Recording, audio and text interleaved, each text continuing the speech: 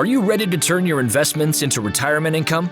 Listen in as Jeremy Keil and his guests reveal ways you can make smarter retirement, investment, and tax planning decisions to achieve your ideal retirement. You will learn more about your money so you can feel better about your money and make better money decisions. Now, on to the show. Welcome to Retirement Revealed. I'm your host, Jeremy Keil, and we're here to turn your retirement savings into a consistent income. Today, I'm joined by my producer, Eric Johnson. Eric, how are you doing today? I am doing fantastic, Jeremy. What's going on? Well, I just got back from sunny Florida, and it is not sunny Florida here in Milwaukee, Wisconsin right now. But the whole reason I was there is for a retirement planning conference, Investments and Wealth Institute. And it's just amazing, the people I met, the research they're doing, the speakers they had. And I think some of the next few episodes, we're just going to talk through a lot of the new information, the great information that I found from this retirement planning conference. All right. Yeah, sounds like fun. I was down in Florida at the same time. I don't think we were in the same city, but now I'm back in the frozen tundra as well. So you got it. We need to figure out what kind of conference we can both go to and hang out and learn stuff. Exactly.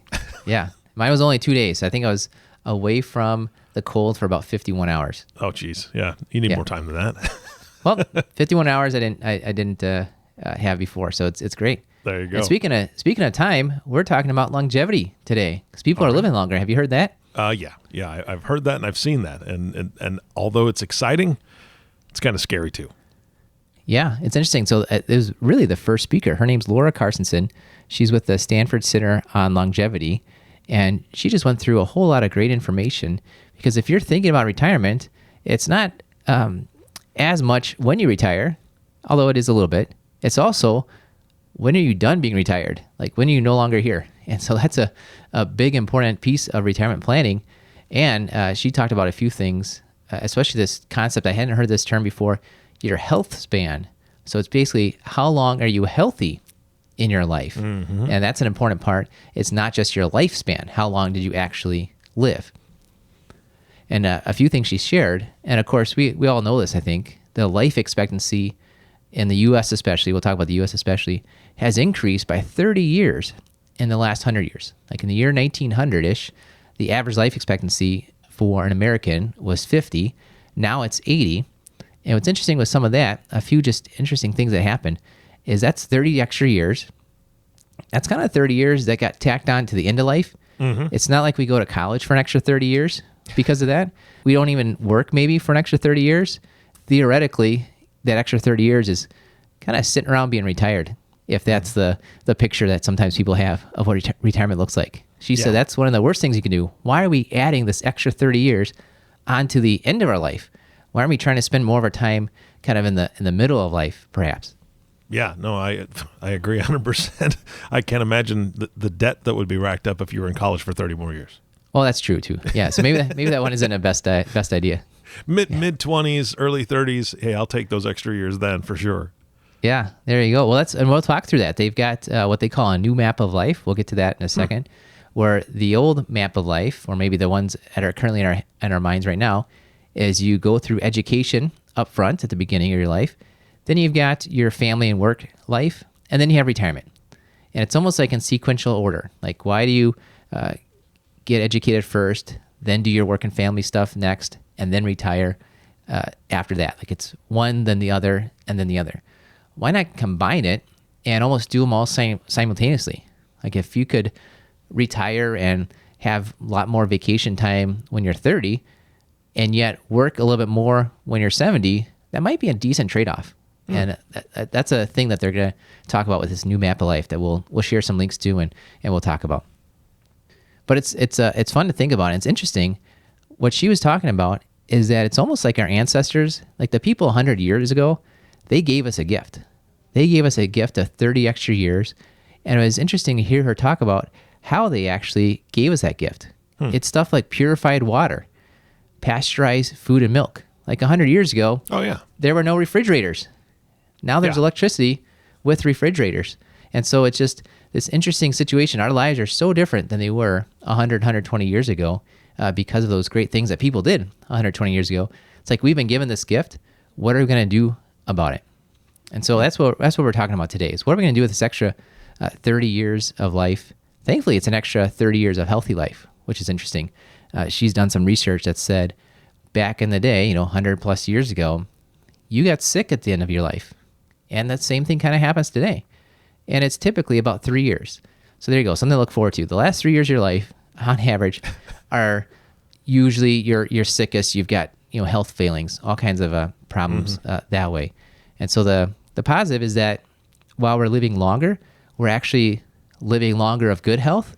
The negative is all the research, all the science, all the doctor stuff has increased our lifespan, but it hasn't shortened the amount of time that we're sick. So maybe that's the next wave, is how do we try to shorten the amount of time that we're sick at the end of our lives? And of course, I don't think I can solve that today, at least. Maybe not in this podcast, but it's so interesting. I've never thought about that concept of what our past gifted us with, as far as the extra 30 years. And the first thing that popped into my head, Jeremy, when you said that was the movie Back to the Future. All right. Yeah. There's one of them, I think it's number 3, whatever one it was, where Doc ends up back in the Wild West, like in the mid 1800s. And the one thing he builds inside that giant barn is something to make ice cubes. And then, there you go. And because I was like, oh, that's right. They didn't really have ice. You couldn't make ice, in that time. And then you're talking about pasteurizing. You're talking about these other things. I'm like, oh, I would not have survived. And then the ice that came out of that machine was all yellow. So it's just gross. Yeah. Yeah. Huh. Never thought of it that way. Yeah. Well, it's interesting too, and especially that's maybe a criticism I had. I sent in the comment afterwards because they asked for comments and stuff. She spent a lot of time talking about your life expectancy at your birth. And that's great. And that's what's interesting. You read a lot of that in the newspapers. Average life expectancy is 78 years or 80 years, whatever it is. They're talking about a kid born today. The projection is that they might live to 80. That's the projection. That's your life expectancy. Well, if you're talking to somebody who's about to retire and they're 60 or 65, that's a whole new problem. Like, I think that's maybe the problem sometimes people have when they're making decisions on their pension and Social Security, as they go read the paper saying the average life expectancy is 80, and here they are 65, and they think that, okay, I'm going to live for 15 years. I better make some decisions on those 15 years. When in reality, it's not your life expectancy from 65 years ago. Like, you're a survivor. You made it. Your life expectancy today is longer. A phrase I've heard is, the longer you live, the longer you live. Because if you survived, you're on the plus side of those averages, and those plus side of those averages can keep on rolling. And what's interesting too, thankfully, a lot of people hit retirement 62, 65ish, and there's 2 of you, and a lot of your decisions are going to affect when there's down to 1 of you, when it's that survivor spouse that's going to be there. And interesting enough, it's pretty close. So whether you retire at 62 or 65, on average, your joint life expectancy, like when's the second one of you gone, that's about 30 years. Like, that's into 90, 92, 95 on average. And so you can't make these decisions going into your retirement based on what you read in the newspaper about a baby born a day. Like, you're a survivor. Like, you've beat out 20 or 25% of the people that didn't make it to your age. Your life expectancy today is more like 25, 30, 35 years. And so we very much encourage people to understand what's your life expectancy from now going forward, what's your joint life expectancy, how long might either one of you be around, and hey, get a personalized number, because who cares what the averages are? You're probably not average. That's you might have different health up or down. You may have been a smoker or not a smoker.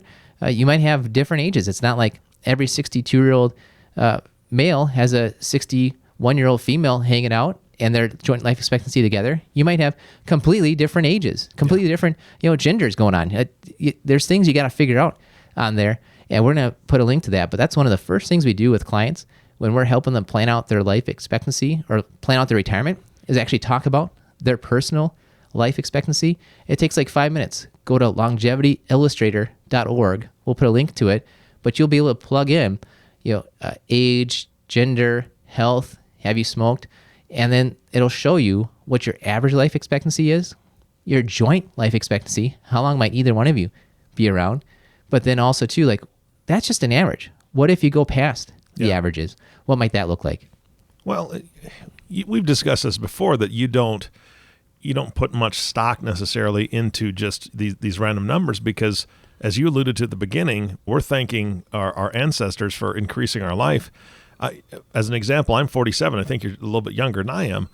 Who knows what kind of technological advances and medical advances we're going to make in the next 20, 30, 40 years. I mean, I think life expectancy is going to be a little bit longer than most people think, or these, the people that are calculating these things, just because they don't know what diseases we're going to cure, what cancers are going to be cured, or when they're going to be cured. I mean, there's all sorts of unknowns in there, and I think it's better to plan, like you've said before, plan for longer, just in case. Yeah, You get it. Well, I hear that all the time, and we'll pick on us guys for a little bit. There's two guys here talking on the show. I talk to a lot of 60-year-old guys, and they feel like they're dying like tomorrow. Oh. Like for some reason, maybe not tomorrow's a little drastic, but you talk to a 60-year-old guy, and it seems like they think they're dying as soon as possible, and yet their wife is living as long as possible. And when you dig into it, what is the thought process behind it? And it's a lot of times, my dad died at 72, and my grandpa died at 65, and here I'm at 60. Mm-hmm. Okay, let's talk through that. Like, you have 25 more years of medical advances on your dad. And your grandpa fought in World War II or Korea, and they ended up smoking, getting exposed to all kinds of bad stuff, and eating a whole lot more hamburgers every day than you do, right? Mm-hmm. And you have 50 years of medical advances on grandpa. Does any of that relate to you right now? Oh no, I'm eating healthy. I don't smoke. I don't drink as much as grandpa did. Like, there are so many things there that are pushing you forward, and you just can't rely on, okay, the men in my family have always done this. Well, the men of your family have never lived today besides you. And so you've got to look at what kind of is happening today. It's not like it's not even your genes. A lot of people think, here's the genes of my family. Here's what my family tree is showing. It might not be the family tree. A lot of times it might just be the cultural lifestyle from 25 or 50 years ago or beyond. So keep that in mind. Yeah, absolutely. Good. Well, we're going to talk about this, the new map of life. And it's interesting. We've got links to the Stanford Longevity Center. We've got links to the new map of life that they're putting out there. And they have a lot of interesting information. And they actually kind of show you almost an order of how they went about thinking about these things. And so we'll go through that, kind of a beginning, middle, and end part of it. Because what they've done is they pulled together a lot of the leading researchers on longevity, aging, health, all kinds of things on there. And to begin with, when they thought, this is relatively new actually, about 3 or 4 years ago, they started looking at this and having people come together and talk through and say, what should we do differently? But I like what they put this together. They put it in where it spells out new map. That's great. So they got 6 principles to guide long-lived societies, right? We're in the USA. Our life expectancy is different than other societies. Other societies, culturally, economically, their life expectancy is maybe closer to where the U.S. was 100 plus years ago. Mm-hmm. And so they have different issues. So this is the issue that we're facing in the U.S. And what they talked about is with the end, there's new roles and opportunities that need to be created so people can have purpose, belonging, and worth at all stages of life. Mm-hmm. There's kind of just thought like, hey, you're raising a family, you have a career, you're worth something. You stop doing that, your worth is out the window. And that's obviously not true, but a lot of people have that mindset. And so they're going into this saying, let's figure out ways to create more purpose and belonging, worth for people at all stages of life. The E is education is a lifelong pursuit. And that's goes against what a lot of people maybe thought. It's like, hey, I got educated 40 years ago. I went to college. I'm done with that. And what's really interesting too is people ask, hey, how can you live a long life? Or what's the likelihood of living a long life? And the researcher, Laura Carstensen, she said, education is by far the number one predictor of a long life. Whether you graduate from high school or college or went to some college or went and got your master's degree and beyond, the more education, the longer you live. And that talks about something we'll mention in a second, is that if you're trying to live a longer life, you get to 70, a lot of the things have maybe already been decided for you. You're 15, 20, 25, and your choices on how much education you pursue are going to affect you for the rest of your life, including how long you live. So that's interesting. The W is working. Working longer will occur in what they call multi-generational contexts. So that's interesting. You kind of think like, on average, you're 25 to 65 and you're working. And it's almost like just two generations. Like you're just starting out a family, or maybe your kids are just starting out a family. Like your new parents or your new grandparents. That's kind of like the two generations of working.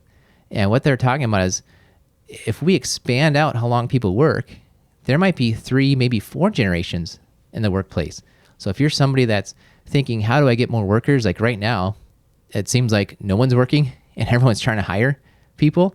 And you have this mindset that you have to be in a certain age category. Like that's just your normal working lifespan.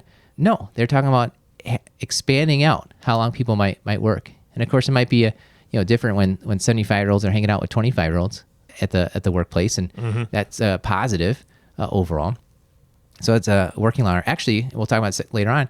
Working longer actually gives you better health, gives you better brain power. So that's an interesting. We'll talk about that in just a little bit there too. It's Jeremy Keil here, and I know you're listening to the Retirement Reveal podcast because you want to learn more about making great retirement decisions. I've created a free video course for you to do just that. Head over to 5stepretirementplan.com and sign up to receive this video training right in your email inbox. We broke down our 5-step retirement plan into bite-sized videos so you can get started on the retirement, investment, and tax planning you need to create a consistent retirement income. Go to 5stepretirementplan.com, use the number or spell it out. You'll get there either way. 5stepretirementplan.com. Thanks for listening, and now for the rest of the show. The M is for money. Like, hey, if you're living longer and you're not working for those last 30 years, you might be worried about money. Money's a big deal. And so if we're living longer, we need to focus on the money aspect of how do you save up your money before you hit what's generally retirement. Or maybe if you are retired, how do you get some money in that's not related to just your investments? Maybe you're still working somehow at the beginning of retirement. The A is for advances in the science of aging. A lot of times what they found, if this prediction is that the more educated you are, the longer you live, well, that's kind of saying like all these advances in science, all these advances in how you live longer are being sent towards the people with the higher level of education. Like how do we as a society help the people live longer, live healthier if they didn't have that higher level of education? It's kind of you kind of hear sometimes like the rich are getting richer and the poor are getting poorer. It seems to be that exact way in terms of how long you live, except the rich and poor are more based on, not necessarily money exactly, but what your education is. And then the P to finish it up for the 6 principles to guide long-lived societies. How do you go about in a society that has longer lives and kind of what history's done for you is the P is physical health. Physical health and the prevention of disease is critical to achieving the promise of longevity. Right? Who wants to live longer and just be sick, not for the 3 years we talked about, but the entire 30 years, right? Yeah. How do we prevent disease? How do we have extra physical health? And actually, a lot of people asked her that. They said, well, what can we do, right? If a lot of these things have almost been decided for us, like I didn't decide to create electricity and refrigeration. Like these things happened a long time ago, and we're benefiting from it. What can I do specifically? And the speaker said, stop playing brain games. She gives a talk about longevity and being healthy and having a sound mind, and everyone kind of raises their hand and asks, say, okay, should I play Sudoku or should I do crossword puzzles? Like, which one is it? And the answer is just get up and move. Like she said, stop playing brain games. That means you're sitting down in your recliner. Like, just get up and move. Have some level of exercise. Have some level of movement and purpose. Schedule a time that you're going out of your house to do things, whatever it might be, volunteering or getting together with friends. Like that movement, that exercise, that is the number one thing you can do as like a 65-year-old, 70-year-old saying, how do I make sure I have a longer life and a healthier life? Exercise and movement is like the number one thing. So hands down, there's almost nothing else exists. Like that's it. Exercise and move. Go out and do it. Yeah. Well, I've heard the statement, I think you've heard it too, that sitting is the new smoking. Right? Okay, I mean, it's people are sitting too much, whether it's office work, whether it's whatever. You need to really be disciplined to schedule time to get up and move, especially if you're working at a desk job. But in retirement, you say I would assume the same thing. You probably should set an alarm If you're Mm-hmm. like my father-in-law loves to watch sports, which is great, but he also knows there's only so long that he can sit there. So then he gets up, goes out to the kitchen. He'll set something up to cook for a while. He's going to go out and he's going to do some stuff in the backyard. And he's going to come back in. And of course, during that time, he turns his TV up to full volume so he can still hear it. Right. Yeah. But he's not sitting there watching it. So. Mm-hmm.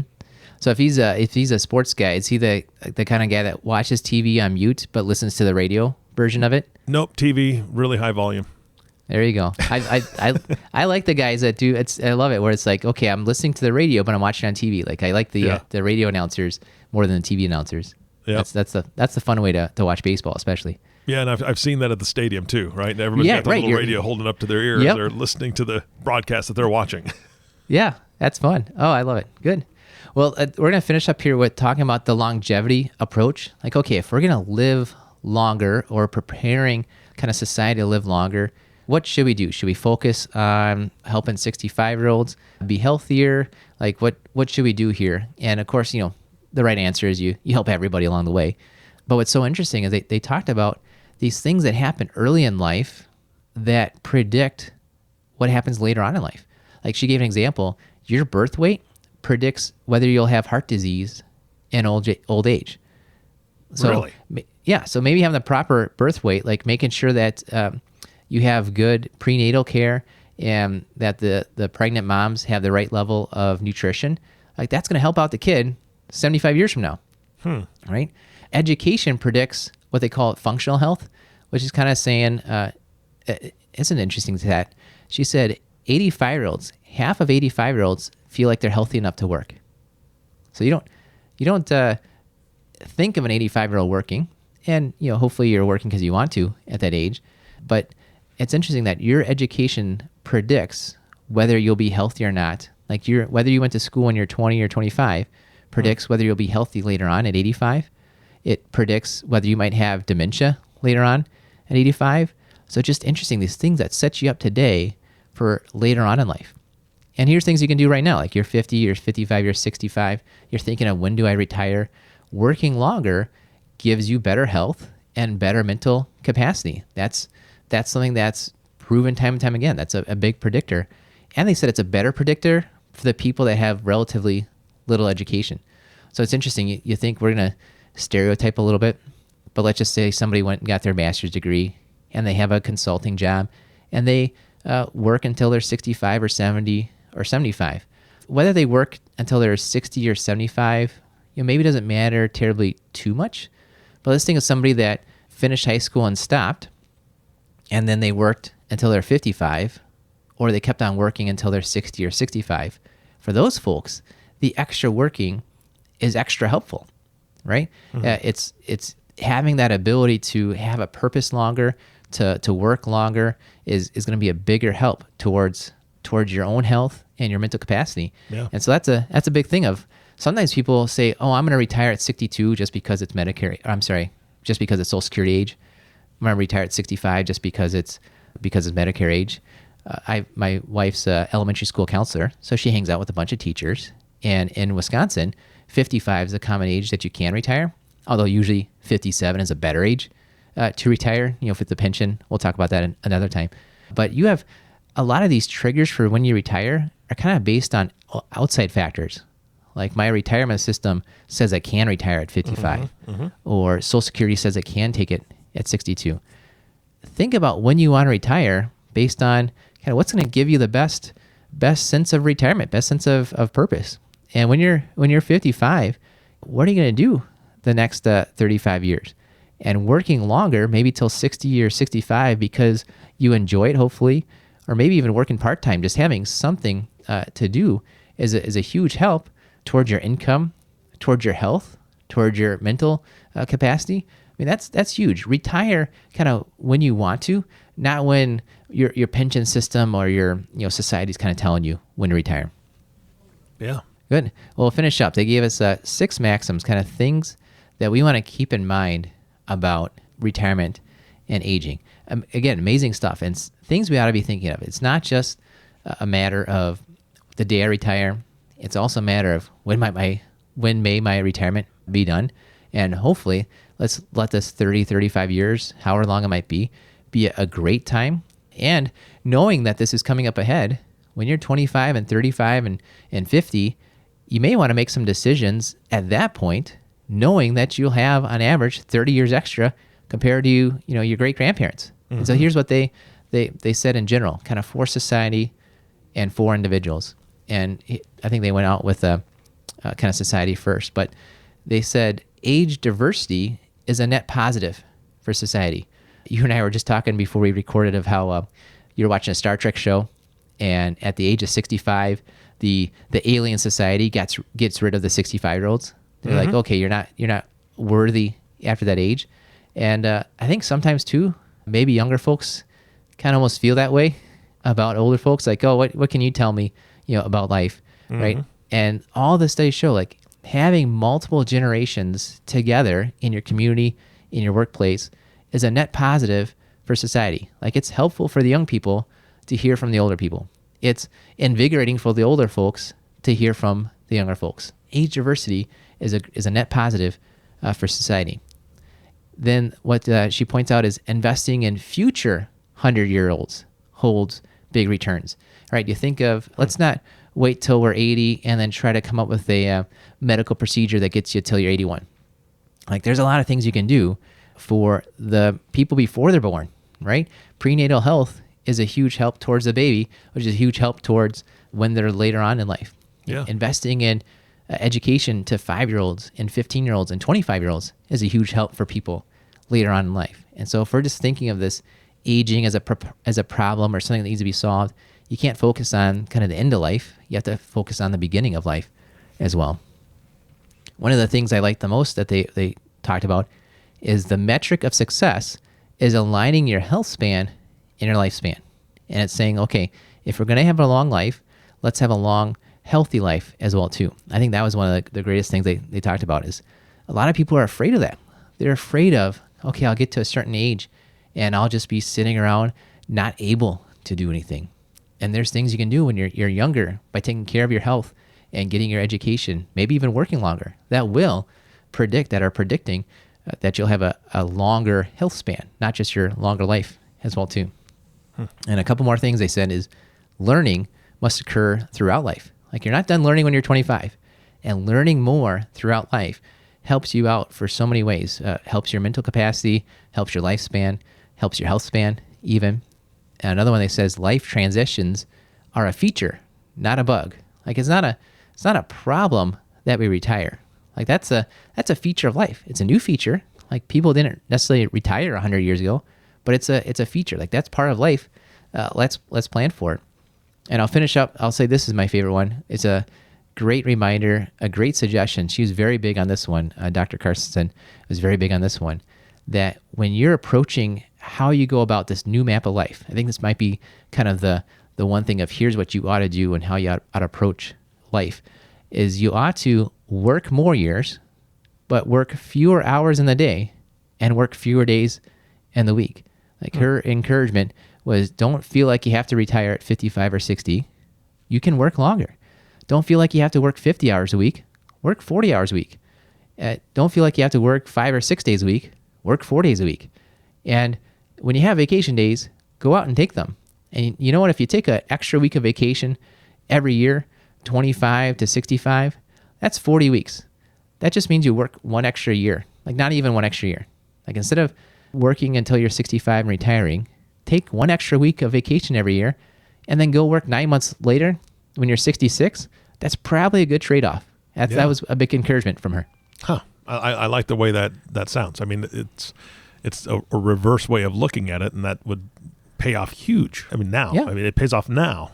And it pays off later, because if you're more active and you continue to work, then your longevity increases. So, yeah. Yeah. Excellent. Well, thanks, Eric, for joining me on the show. I always love having you on, talking through things about it. And I'm just so glad that we're able to go to these retirement forums, learn from the experts that are on the leading edge of what's going on out there. And this concept, this new map of life from the Stanford Center on Longevity, that was a great presentation. So glad I got to share that with everybody. Well, thanks for including me. This was fun. Yeah, absolutely. And thank you for listening to the Retirement Revealed podcast. We believe if you know more about your money, you will feel better about your money, and you will make better money decisions. Thank you for listening to the Retirement Revealed podcast. Click on the subscribe button below to be notified when new episodes become available. Visit retirement-revealed.com to learn more. The information covered and posted represents the views and opinions of the guest and does not necessarily represent the views or opinions of Keil Financial Partners. Keil Financial Partners does not provide legal, accounting, or tax advice. Consult your attorney or tax professional. Representatives have general knowledge of the Social Security tenets. For complete details on your situation, contact the Social Security Administration. Keil Financial Partners is a part of the Thrivent Advisor Network, a registered investment advisor. The content has been made available for informational and educational purposes only. The content is not intended to be a substitute for professional investing advice. Always seek the advice of your financial advisor or other qualified financial service provider with any questions you may have regarding your investment planning.